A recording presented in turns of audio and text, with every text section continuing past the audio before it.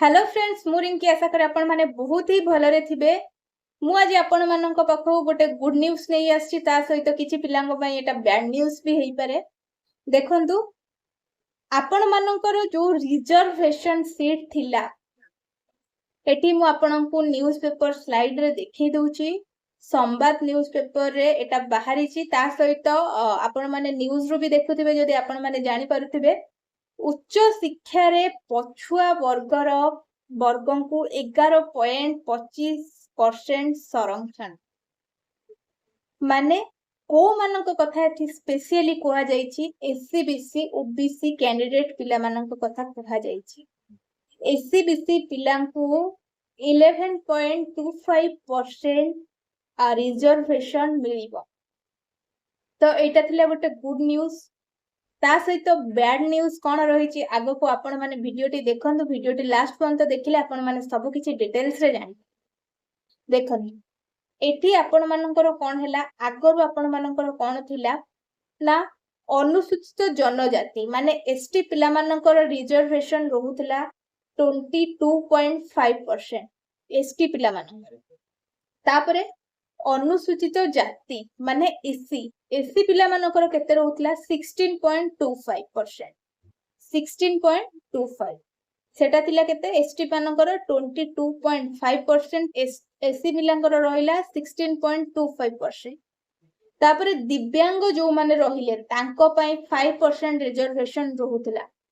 सेना परिवार रो जो पिला माने रहिले तांको पई 1% रिजर्वेशन रहउतला।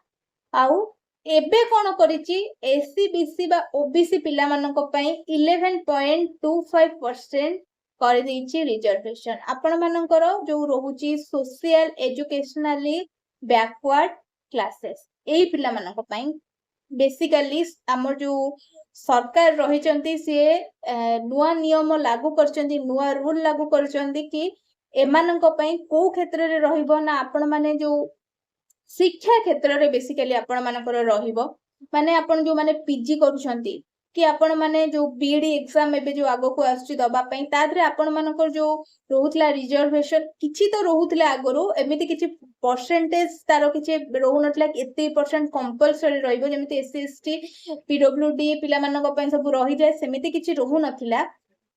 किंतु एबे सबु जो शिक्षा क्षेत्र रे जो सब रहुछि जहा भी आसुछि ता धेरे आपण मानकर 11.25% कंपलसरी रिजर्वेशन रहिबो।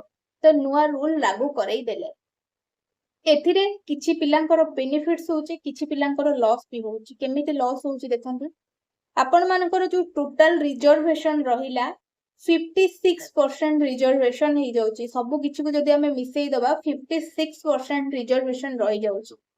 56% रिजर्वेशन जदि आपनकर हे जाउछि अधारु अधिक माने 100% रु 56% हे जाउछि अधारु अधिक रिजर्वेशन रखि दउचंती जदि सरकार जो माने यूआर कैटेगरी रो रहिले सेमानंक पई हे गला प्रॉब्लम।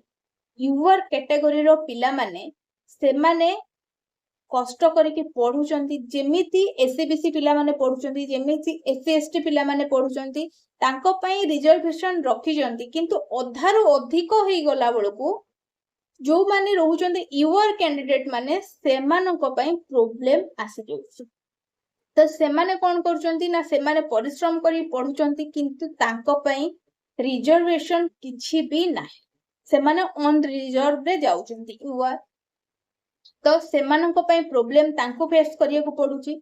आउ एमाने भी जो माने एससी बीसी पिला माने रहिले से मानक पई गोटे भलो अपॉर्चुनिटी एटा आगरो किछि तांको पई नथिला किछि क्षेत्र रे मिलुतला किछि क्षेत्र रे मिलु नथिला।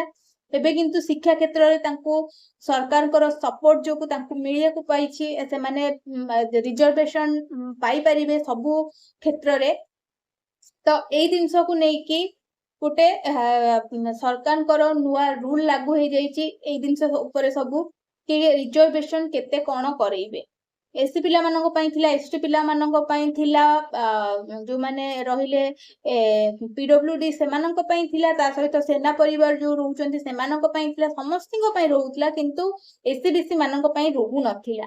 जेहेतु एससीबीसी मानकर एटा गोटे आडू भी तांको भी दरकार थिला हेले भी ରହିଗଲା तांको पई गोटे नुआ रूल लागू होला तो एटा आपण माननको पई किछि पिला माननको पई बेनिफिट्स मिलिला आ किछि पिला माननको पई एटा गोटे माने प्रोब्लेम भी फेस करिबो आकु को कि से माने ओधारु अधिक जदि रिजर्वेशन तांको पई रहि जिवो तो एमाने भी तो सेम पाठ पढुचन ना तो युवर पिला माननको पई भी प्रोब्लेम फेस करिया को पड़िबो तो एई सब थिले आजिरो वीडियो रे मु आपण माननको बस एतिक इन्फॉर्मेशन जणै दबा को आस्तिली कि आपण मानको रिजर्वेशन सीट केते कोन रहूची केमिति आपनकर बेनिफिट्स को पिला मानको मिलुची को पिला मानको बेनिफिट्स मिलुनी वीडियोटी भल लगी वीडियोटी को लाइक शेयर और सब्सक्राइब करेंगे आ जदि किसी डाउट्स रही आ उपरे किछि भी आपण पचारिया चाहते ताहले मते कमेंट सेक्शन माध्यम रे जणेबे मु आपण मानकर रिप्लाई देबा पई चेष्टा करिबे रहिली नमस्कार।